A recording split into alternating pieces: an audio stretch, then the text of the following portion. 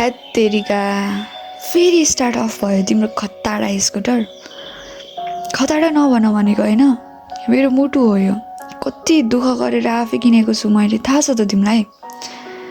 ल ओर्लिउ त एकछिन साइलेन्ट गरेर रेस्ट गर्न दिउँ मेरो प्यारो स्कुटरलाई, अनि चल्न थालिहाल्छ नि। यहाँ कस्तो ज्याउ हो क्या। अरे अरे स्कुटर मेरो अफ भएको छ, ज्याउ मेरो अर्को मुटुलाई लगाइरहेछ। यस्तो त भएन नि। देख्यौ हुन्छ भने होइन, चढ अब। अनि बेबु तिमी पढाइ कस्तो चलिरहेछ भन त। त्यस्तै बेबु। अनि अरू भन न। अरू यहाँ हाउडे अल्छी माने चाहिँ गरी जिना किरणलाई भन्दै थिइन्। जिना र किरण प्रेमी प्रेमिका। उनीहरू प्रेम सम्बन्धमा बसेको करिब 2 वर्ष पुग्न लागिसकेको थियो। समय जति जति बित्दै थियो त्यति त्यति एकअर्का बीचको नजिकपन पनि उति नै गहिरो हुँदै गइरहेको थियो। मान्छेहरूको लभ परेपछि ब्लक अनब्लक गर्ने काम सुरु हुन्छ भने हाम्रो प्रेम सुरु हुनुभन्दा अगाडि नै ब्लक गरेको थियो उसले। तिमीलाई मेसेज नगर भनेको होइन, मेरो बाबा दादाले चलाउनुहुन्छ कि मेरो फेसबुक। मैले भनेकी थिएँ उसलाई कलेजको बाहिर उसको साथीको अगाडि।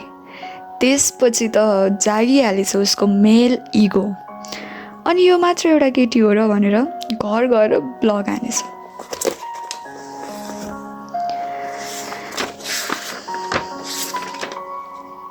एसएलसीको परिणाम पाएसँगै हामी सबै कलेजको लागि दौडधुप गरिरहेका थियौँ।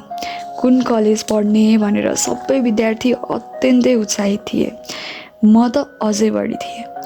नभन्दै कलेजमा भर्ना पनि भयो र कलेजको पहिलो दिन मैले उसलाई देखेको थिएँ। कक्षा कोठामा रहेको तेस्रो बेन्चमा ऊ बसेको थियो। म चाहिँ अर्को दायाँपट्टिको पहिलो बेन्चमा बसेकी थिएँ। मैले आइसासँग गफ गर्ने क्रममा मेरो नजर उसको कपालमा गएर टोकियो। पछाडिबाट हेर्दा ठ्याक्कै मैले चिनेको मान्छे पो हो कि भन्ने आवाज मेरो मनमा भइरहेको थियो। दिन बितेसँगै हाम्रो प्रथम त्रैमासिक परीक्षा पनि आयो। परीक्षा दिएर निस्किएपछि मैले उसलाई कलेजको गेटमा देखेँ। धेरै समयदेखि बोल्न अति इच्छुक थिएँ र त्यो दिन आँट गरेर मैले उसँग बोलेँ। संजोगवश उसको पनि गाडी चढ्न जाने ठाउँ र मेरो पनि एउटै रहेछ र उसका साथीहरू आएपछि हामी क्वेसन पेपर छलफल गर्दै अगाडि बढ्यौँ।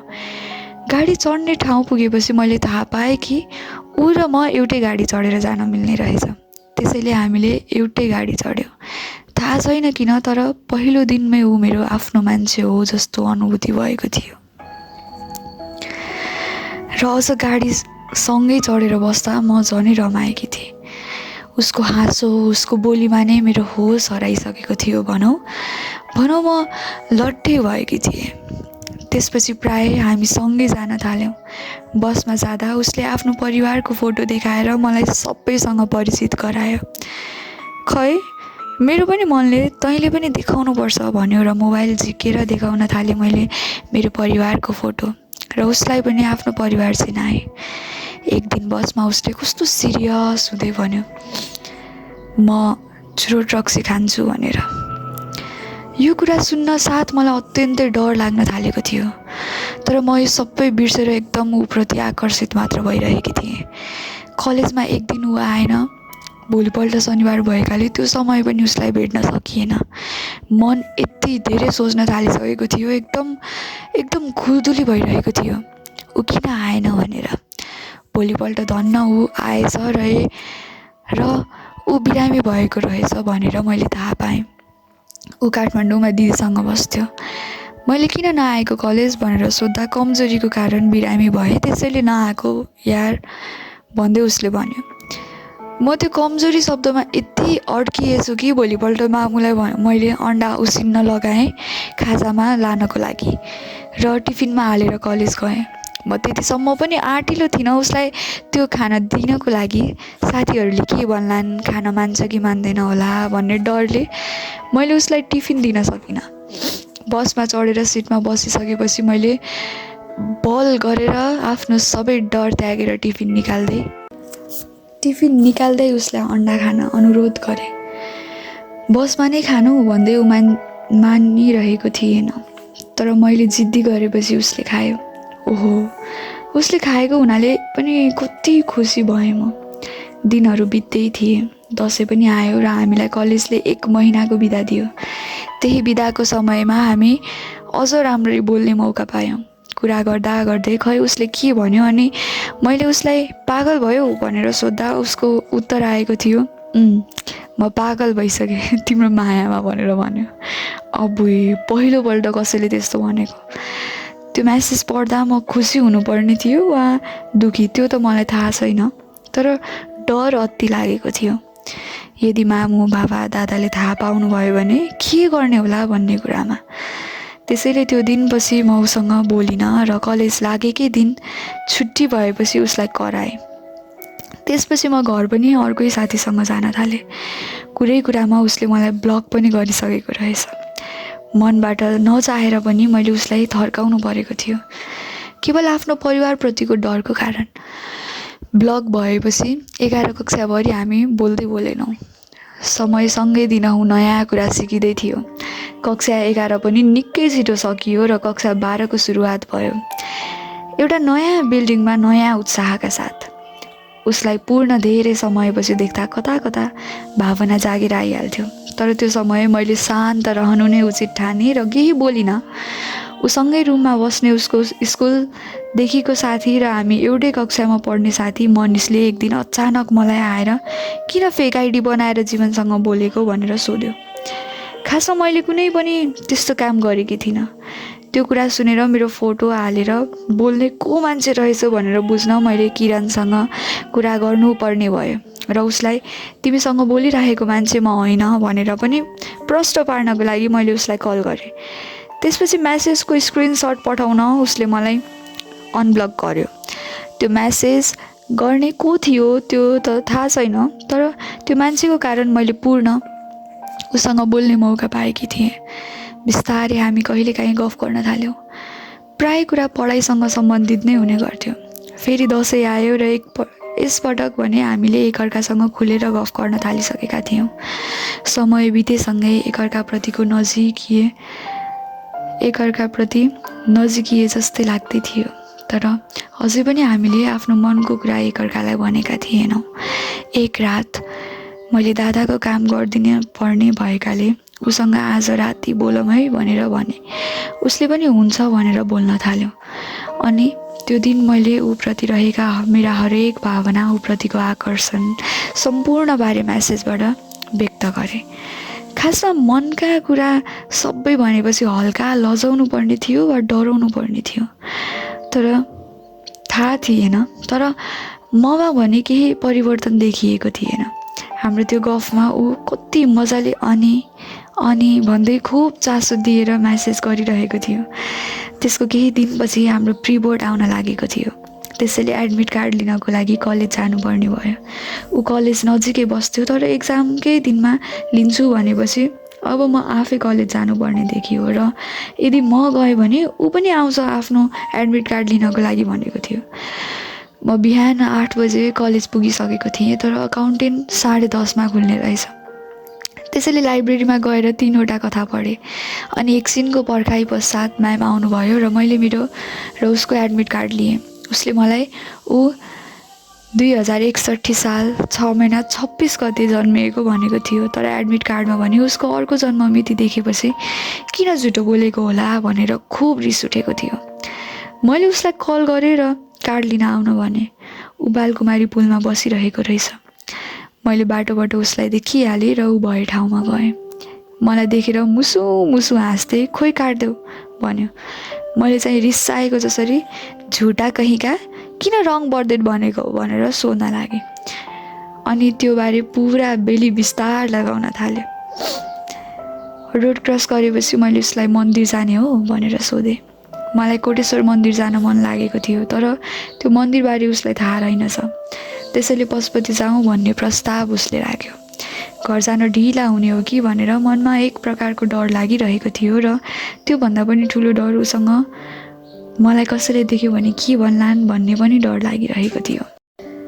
आफूसँग पैसा नल्याएको हुनाले उसले मनोज दाई अर्थात् उसको ठुलो बाबाको छोरालाई पैसा ल्याउनु भनी कल गर्यो र कल गरेपछि 20 मिनटपछि दाई आउनुभयो। यो मेरो पहिलो पटक थियो यसरी केटा मान्छेसँग एक्लै हिँडेको। अनि दाई आउनु भएपछि म ऊ र दाई 3 जना मिलेर पशुपति गयौँ। भोलिपल्ट शिवरात्रि थियो, त्यसैले पनि पशुपति मन्दिर पुरै सजाइएको थियो। चारैतिर झिलिमिली बनाइएको थियो। मान्छेको भिड पनि असाध्यै थियो। बडो अजीब वस्त्र लगाएर मानिसहरू बसिरहेका थिए र अगाडि आएर बाटो छेक्दै आशीर्वाद दिए जस्तै गरिरहेका थिए। मलाई डर लागिरहेको थियो, तर त्यो मेरो डर हटाउन उसले मेरो हात च्याप्प समात्यो। ओहो, मुहारमा त आउन दिइनँ, तर मनमा नै अति खुसी लागिरहेको थियो। एकअर्काको हात समातेर हामी पशुपति घुमिरहेका थियौँ। त्योभन्दा पनि गजब कुरा, मलाई उसले कस्तो तरिकाले प्रोटेक्ट गरिरहेको थियो त्यो बानी मन पर्यो। मैले जिद्दी गरेपछि हामी मन्दिरभित्र जाने भयौँ र मूल मन्दिरमा गएर दर्शन गरेपछि मैले चन्दन भए ठाउँमा जान आग्रह गरेँ र आफूले चन्दन निकाल्दै पहिला उसलाई लगाइदिएँ, दाइलाई लगाइदिएँ अनि आफूले पनि लगाएँ। चन्दन खोज्ने क्रममा मैले ऊबाट हात छुटाएर अलि अगाडि हिँडिरहेको थिएँ। पछाडि फर्किँदा मैले उसलाई देखिनँ। मेरो त सातो उडा थियो। पछि मुसु हाँस्दै अगाडि आयो र यो पटक म आफैले बेसरी हात समातेँ। मन्दिर दर्शन गरेर निस्किएपछि उसले फोटो खिचौँ भन्यो र फोटो खिच्दा पनि हामीले हात समातिरहेका थियौँ। त्यही समय एउटा बाबा आएर तिमीले चाहेको कुरा सबै पुरा हुनेछ भन्नुभयो र आशीर्वाद दिएपछि पैसा माग्न थाल्नुभयो र उसले पैसा निकालेर दियो र यसपटक उसले मेरो काँधमा हात राखेको थियो। उसको हात काँधमा पर्न साथ आश्चर्यपूर्ण मैले उसको मुहारमा हेरेँ। मुस्कुराउँदै दाइलाई हेरेर फोटो खिच्न लगाएर हामीले फोटो पनि खिच्यौँ। प्रेसर लो भएकाले मलाई अत्यन्तै गाह्रो हुन थालिसकेको थियो र भोक पनि लागिरहेको थियो। नलागोस् पनि कसरी, 11:30 भइसकेको थियो होला। अनि हामीले चिया खाएर घर जाने निर्णय गऱ्यौँ र एक कप दुध चिया पिएपछि हामी हिँड्यौँ। मलाई गाडी चढाएर मात्र जाऊ भनेर उसले पनि त्यही गर्यो। यो दिनको अनुभव निकै अनौठो रह्यो मेरो लागि। स्कुटर स्टार्ट भएपछि अघि बढ्दै मैले उसको घर झर्ने ठाउँसम्म पुर्याइदिएँ अनि लागेँ आफ्नो घरतिर। म मायाको गीत गुनगुनाउँदै रफ्तारमा अघि बढ्दै थिएँ। फेरि स्टार्ट अफ भयो र ओभर स्पिडमा आइरहेको ट्रकले स्कुटरलाई बजायो। मेरो होस त्यही विलिन हुँदै गइरहेको थियो। अन्तिम 7 मिनटको घडी सुरु हुँदै थियो। मैले सानो बेलादेखि गरेको क्रियाकलाप, मेरो मिल्ने साथीहरू, मेरा बाआमा मेरा 2 आँखा अघि आइरहेका थिए। मैले हरेक कार्यक्रमबाट जितेर ल्याएको प्राइज देखेर मेरो बाबा खुसी हुनुभएको क्षण, मसँगै हुर्किनु भएको सबैभन्दा बढी झगडा परेको व्यक्ति मेरो दादा, जसले मलाई आत्मनिर्भर बन्न सिकाउनु भयो, कठोर बन्नुपर्छ भन्ने कुरा सिकाउनु भयो, नयाँ नयाँ ठाउँहरू घुमाएर मेरो संसार घुम्ने रहरको केही सपना पुरा गर्नुभयो। धन्य छु म मेरो दादाप्रति। मेरो आमाले दिन रात दुःख गरेर पनि बच्चाको लागि समय निकालेर हामीलाई अब्बल बनाउनु भएको थियो। क्षण प्यास मारी बाबाले गर्नुभएको दुःख, यो सबैको ऋण मैले तिर्न सकिनँ। मलाई माफ गरिदिनु होला अनि मेरो जिन्दगीलाई अझै सुन्दर बनाउन जिन्दगीको अध्यायमा थपिएको व्यक्ति मेरो मुटु, मेरो किरण। यति सोच्दै मैले सास छोडेँ। मान्छेको भिड थपिँदै थियो। त्यस भिड मध्येको एक व्यक्तिले पुलिसलाई खबर गरे। मलाई अस्पताल लगियो। साँझ निकै परिसकेको थियो। छोरी किन घर आइपुगिन भनेर बाआमाले कल गर्नुभयो। पुलिसको कुरा सुन्दा बाको हात काम्न थाले। हजुर को बोल्नु भएको हो? नानीको बाबा नै हो? हो हजुर, हजुरको छोरीको स्कुटरमा दुर्घटना भएको रहेछ। हजुरको छोरी यो संसारमा रहेनन्। हामीले अस्पताल ल्याएका छौँ। खाना खाँदैको मान्छे फोन हातबाट झर्यो। आँखाबाट बरर आँसु खस्न थाले। आमा आत्तिँदै के भयो बाबालाई सोध्दै हुनुहुन्थ्यो। जिना छोरीलाई ट्रकले हान्यो रे। हतार हतार बाआमा अस्पताल कुदिहाल्नुभयो। दादा घरमै बस्नुभएको थियो। अस्पताल पुगेर सोधी खोजी गरेपछि मलाई बाआमाले देख्नुभयो। शरीर पुरै रगताम्य भएको थियो। टाउकोमा गहिरो चोट थियो। मलाई त्यो स्थितिमा हेर्न सक्नु भएन बाआमाले। छोरी छोरी चिना भन्दै जोड जोडले रुन थाल्नुभयो। डाक्टर साहब मेरी छोरीलाई के भएको हेरिदिनु न, हामीले हेरिसकेका छौँ। हजुरको छोरी अब यो संसारमा रहेनन्। We are sorry. आमा झन् जोड जोडले रुन थाल्नुभयो। बा आफूलाई सम्हाले चाहिँ गर्दै हुनुहुन्थ्यो। मलाई घर लगियो। सबै आफन्ती जम्मा भए। सबैको आँखामा आँसु देखिन्थ्यो। दादा एकदमै गम्भीर देखिनुहुन्थ्यो। सायद उहाँलाई पनि ठुलो चोट परेको हुनुपर्छ। सानो बेलादेखिको साथी जस्तै थियौँ हामीले गरेका झगडा सपनाका कुराहरू सायद दादाको मस्तिष्कमा घुमेको हुनुपर्छ। एक पितालाई सबैभन्दा गाह्रो आफ्नो चेलीलाई बिदाई गरेर पठाउनुहुन्छ।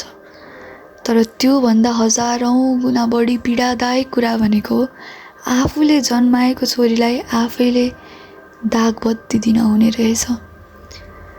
मुटु छिया भएको थियो बाबाको। खै कसरी सम्हाल्नुहुन्छ होला आफ्नो मनलाई मेरो बाआमाले। केही क्षणपछि बट्टाबट फेसबुक पोस्ट आउन थाल्यो। हार्दिक श्रद्धाञ्जली लेखेको फेसबुक पोस्ट। त्यो मेरो लागि लेखिएको थियो। फोन चलाउँदा किरणको साथीले देखेछ र उसलाई फेसबुकमा हेर्न एकचोटि भनेर जोड गरेपछि उसले हेर्न बाध्य भयो। पोस्ट देख्न साथ होइन यो होइन, हुनै सक्दैन। हिजो भर्खर मलाई यहीँ पुऱ्याएर घर जान्छु भनेको मान्छे, यो हुनै सक्दैन। ऊ जोड जोडले रुन थाल्यो। मेरो दादालाई उसले कल गरेर दाइ यो सत्य हो भाइ। ऊ केही सोच्न नसक्ने भइसकेको थियो। जिन्दगीमा सबैभन्दा बढी माया गरेको व्यक्तिको मृत्यु भएको थियो। रुदा रुदा पुरै ज्यान कमजोर भइसकेको थियो। समयसँगै घाउ ठिक हुँदै जान्छ भन्छन्, तर यो घाउ कहिले ठिक नहुने खालको थियो। आफूलाई सम्हाल्न बाहेकको अब केही उपाय थिएन। बा जिनाको कोठामा उसले रहर गरेर धुलाएर राखिएको सानो बेलाको फोटो हेर्दै बेला बखत धेरै समय टोलाएर बस्नुहुन्थ्यो। कहीँ जानु पर्दा साडी लगाउने समयमा आमा पनि जिनालाई बेजोडले सम्झिनुहुन्थ्यो, याद गर्नुहुन्थ्यो। खैर समय आफ्नै वेगमा चलिरहेको थियो। मानिसको दिनचर्या उस्तै थियो, बदलिएको थियो केवल मेरो परिवारको हाँसो, विलीन हुँदै लागेको सन्नाटा।